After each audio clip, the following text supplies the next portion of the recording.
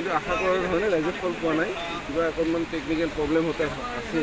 আমি দেখিলোঁ, আমি যিহেতু টেকনিকেল পাৰ্চন নহয়, আমাৰ ইঞ্জিনিয়াৰ PhD তেওঁলোক আহিছে, তেওঁলোকে জনাইছে অহা বছৰ আমি পথাৰৰ পৰা যিটো লেভেল আছে এই লেভেলটো লৈ এইটো পুনৰ মেৰামতি কৰা যাব।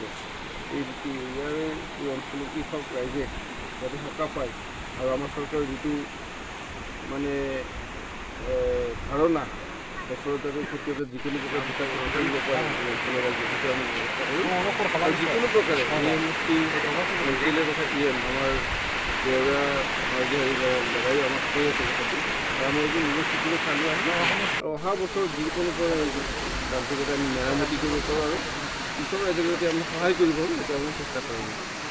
দেখা গৈছে যে এই গোসাইগাঁও মহকুমাৰ অন্তৰ্গত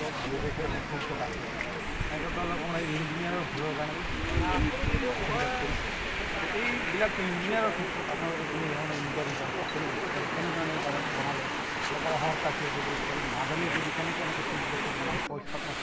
আমি অকণমান এইটো অলপ চাব লাগিব কাৰণ ইমান টকা খৰচ কৰি চৰকাৰী নিৰ্মাণ কৰিছে তেওঁলোকৰ অকণমান ভুলৰ কাৰণে কিন্তু সেইটো লেভেলটো হয়তো তেওঁলোক ভালকৈ লোৱা নাই। তো আমি সেইকাৰণে এইবাৰ নিৰ্দেশ দিছোঁ আমাৰ যি বৰ্তমানৰ ইঞ্জিনিয়াৰ বা আমাৰ PhD ডাঙৰীয়া আছে তেওঁলোকে এইটো চাই পেলাই অহা বছৰ আমাৰ ৰিপৰ্ট দিব আৰু সেইমতে আমি কাম কৰি যাম। কিন্তু আপুনি কথাটো যিটো যিটো কথা হয় অকণমান তেওঁলোকৰ কৰ্মৰ গাফিলতাৰ কাৰণে হয়তো লেভেলটো টাইমত নল'লে সেই টাইমত এনেকৈ 10 আৰু 9-10 2009-10 যিটো কাম হ'ল ইয়াত তেওঁলোকে সেই সময়ত অকণমান ৰাজনৈতিক নেতাই অকল কামটোহে ইয়াতে আনিলে কিন্তু মানে যিটো আমাৰ ছাৰ্ভে হ'ব লাগিছিল উচিত ছাৰ্ভে সেইটো হয়তো নহ'ল। এই নোহোৱাৰ কাৰণে আমাৰ আজি চৰকাৰে আঁচনি দিয়াৰ পাছতো আমি সুফলটো পোৱা নাই। আমি এইটো হ'ব নিদিম। আমি যিকোনো প্ৰকাৰে যে আমি FIS-টো যাতে কাৰ্যক্ষম হয় সেইটো আমি ব্যৱস্থা কৰিম।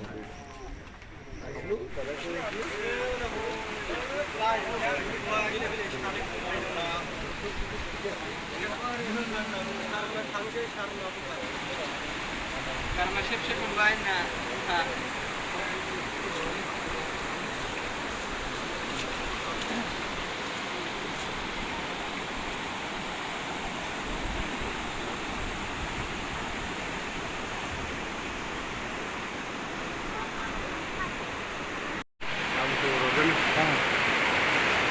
Ono por falamos só.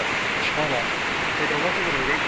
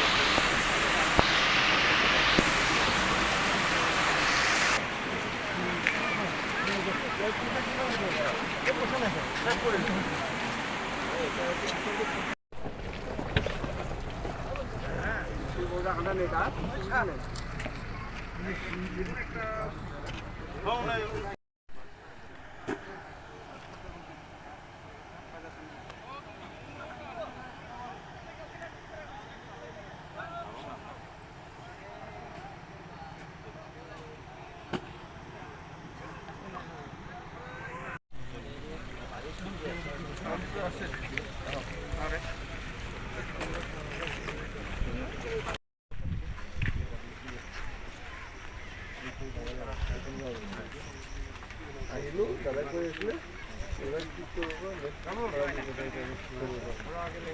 চব ঠিক আছে।